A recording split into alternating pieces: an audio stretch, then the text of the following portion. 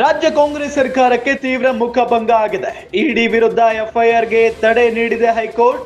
Suspend ಆಗಿದ್ದ ಅಧಿಕಾರಿ ಕಲ್ಲೇಶ್ರಿಂದ ಇಡಿ ವಿರುದ್ಧ ದೂರು ದಾಖಲಾಗಿತ್ತು. ನಾಗೇಂದ್ರ ಹೆಸರು ಹೇಳುವಂತೆ ಅವರಿಗೆ ಹಿಂಸೆ ಕೊಡ್ತಾ ಇದ್ರು ಅನ್ನೋ ಆರೋಪ ಇತ್ತು. ಇಡಿಯ ಇಬ್ಬರು ಅಧಿಕಾರಿಗಳ ವಿರುದ್ಧ ನಿಗಮದ ಮಾಜಿ ಎಂಡಿ ಕಲ್ಲೇಶ್ ದೂರು ದಾಖಲು ಮಾಡಿದ್ರು. ಎಫ್ಐಆರ್ ರದ್ದು ಕೋರಿ ಇಡಿ ಹೈಕೋರ್ಟ್ ಮೆಟ್ಟಿಲೇರಿತ್ತು. ವಿಚಾರಣೆ ನಡೆಸಿದ ಹೈಕೋರ್ಟ್ ಏಕಸದಸ್ಯ ಪೀಠ ಎಫ್ಐಆರ್ಗೆ ತಡೆ ಒಡ್ಡಿದೆ. ಆಗಸ್ಟ್ 21ಕ್ಕೆ ವಿಚಾರಣೆಯನ್ನ ಮುಂದೂಡಿದೆ ಹೈಕೋರ್ಟ್.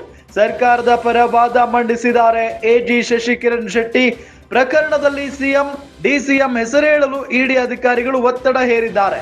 ಇಡಿ ಕಚೇರಿಯ ಸಿಸಿಟಿವಿಯನ್ನ ವಶಕ್ಕೆ ಪಡೆಯಬೇಕು, ಆಗ ಎಲ್ಲವೂ ತಿಳಿಯಲಿದೆ ಅಂತ ವಾದ ಮಂಡನೆ ಮಾಡಿದ್ದಾರೆ ಶಶಿಕಿರಣ್ ಶೆಟ್ಟಿ ಅನ್ನೋದು ಗೊತ್ತಾಗ್ತಾ ಇದೆ. ರಾಜ್ಯ ಕಾಂಗ್ರೆಸ್ ಸರ್ಕಾರಕ್ಕೆ ತೀವ್ರ ಮುಖಭಂಗ ಆಗಿದೆ. ಇಡಿ ವಿರುದ್ಧ ಎಫ್ಐಆರ್ಗೆ ತಡೆ ನೀಡಿದೆ ಹೈಕೋರ್ಟ್. ಸಸ್ಪೆಂಡ್ ಆಗಿದ್ದ ಅಧಿಕಾರಿ ಕಲ್ಲೇಶ್ರಿಂದ ಇಡಿ ವಿರುದ್ಧ ದೂರು ದಾಖಲಾಗಿತ್ತು.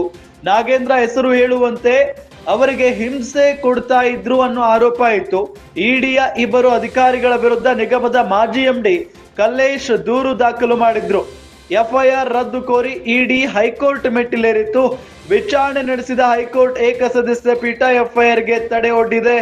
ಆಗಸ್ಟ್ 21ಕ್ಕೆ ವಿಚಾರಣೆಯನ್ನ ಮುಂದೂಡಿದೆ ಹೈಕೋರ್ಟ್. ಸರ್ಕಾರದ ಪರ ವಾದ ಮಂಡಿಸಿದ್ದಾರೆ ಎಜಿ ಶಶಿಕಿರಣ್ ಶೆಟ್ಟಿ. ಪ್ರಕರಣದಲ್ಲಿ ಸಿಎಂ ಡಿಸಿಎಂ ಹೆಸರೇಳಲು ಇಡಿ ಅಧಿಕಾರಿಗಳು ಒತ್ತಡ ಹೇರಿದ್ದಾರೆ.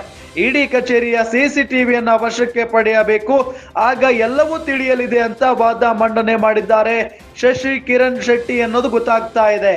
ನೋಡಿ, ರಾಜ್ಯ ಸರ್ಕಾರಕ್ಕೆ ಈ ಒಂದು ಸಂದರ್ಭದಲ್ಲಿ ತೀವ್ರ ಮುಖಭಂಗ ಆಗಿರುವುದಂತೂ ಸತ್ಯ.